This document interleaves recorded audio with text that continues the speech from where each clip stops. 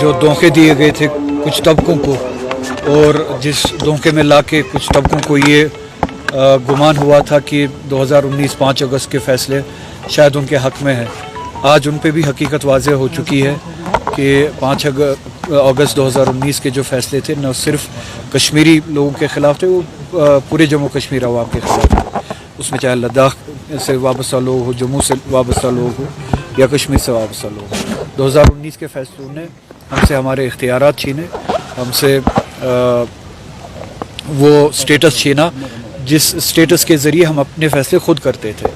दूसरी बात ये कि जिस तरह से लद्दाख के लोगों ने, जब हम लद्दाख की बात करते हैं उसमें करगिल भी है, लेह भी है, लोगों ने ये डिमांड की थी कि या तो हमें जम्मू कश्मीर के रियासत के साथ वापस मुंसलिक किया जाए, या तो सिक्स शेड्यूल जो है उसमें हमें शामिल किया जाए और हमें भी स्टेटहुड दिया जाए सिक्स शेड्यूल के साथ साथ।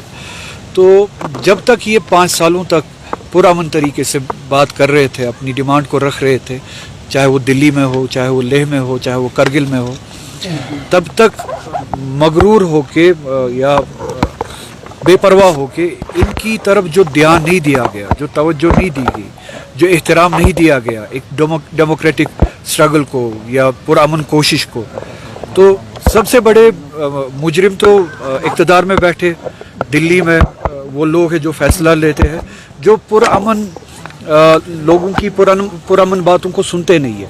5 साल से ये लोग, 6 साल से ये लोग इन 2-4 बातों पे डिमांड कर रहे हैं, या तो हमें जम्मू कश्मीर के साथ वापस शामिल किया जाए और हमारा स्टेटस बहाल किया जाए, या हमारा स्टेटहुड बहाल किया जाए लद्दाख का 6 शेड्यूल के साथ।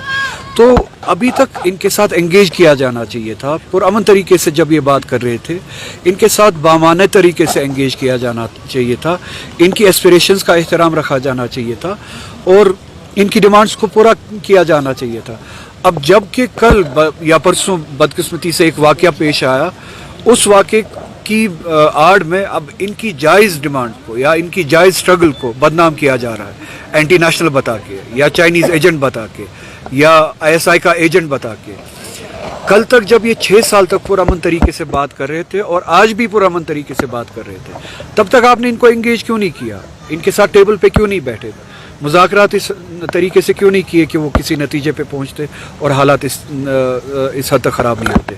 क्या आप चाहते हैं कि हालात या लोगों को उस हद तक धकेला जाए जहाँ पे मायूसी हो, और मायूसी के वैक्यूम में, मायूसी के उस सिचुएशन में इस तरह के वाक़यात हो और आप इस तरह के वाक़यात का नाजायज़ फ़ायदा उठा के फिर लोग जो जिनकी एस्पिरेशंस होती है उनको एंटी नेशनल करार दे, उनको मुल्क दुश्मन करार दे और उनकी जायज़ डिमांड पे जो है आप पैर रखे या रोन दे? तो मेरी आपके ज़रिए से गुजारिश होगी लद्दाख के अवाम के साथ कि वो पुरअमन तरीके से अपनी स्ट्रगल करते रहे, हम सब उनके साथ हैं। अगर वो चाहते हैं कि उनकी डिमांड ये हो कि वो जम्मू कश्मीर के साथ मुंसलिक हो, हम उनके साथ हैं। अगर वो 6 शेड्यूल के साथ साथ अपने स्टेटस की वापस बहाली के लिए कोशिश करना चाहते हैं, हम उनके साथ हैं। 6 शेड्यूल के साथ साथ अपने स्टेटहुड के साथ के बारे में बात करना चाहते हैं, हम उनके साथ हैं। पुरअमन तरीके से वो अपनी लड़ाई लड़े, जम्मू कश्मीर के अवाम उनके साथ है। सबके सामने इस पार्लियामेंट में क्या बातें होती है, क्या बातें नहीं होती, वो सबके सामने, इन बातों का जवाब मुझे देने की ज़रूरत नहीं है। अब स्टेटहुड, बल्कि हमारा स्टेटस जो था 370 के ज़रिए जो हमारी प्रोटेक्शंस थी आईन में, वो कल, उसकी डिमांड कल भी ज़िंदा थी, आज भी ज़िंदा है। कभी आप लोगों में वो मायूसी देखते, वो इस वजह से है कि जो पावर में लोग हैं, दिल्ली में लोग हैं, वो लोगों की एस्पिरेशंस को अहमियत नहीं देते, उसको इम्पोर्टेंस नहीं देते, वैल्यू नहीं देते। उसका मतलब ये नहीं है कि लोगों ने अपनी जायज़ एस्पिरेशंस छोड़ दी है। तो लद्दाख में जो डिमांड है लोगों की, जो स्ट्रगल है, वो रिफ्लेक्शन है जो जम्मू कश्मीर की आवाम जो है इन जनरल जो फील करते हैं।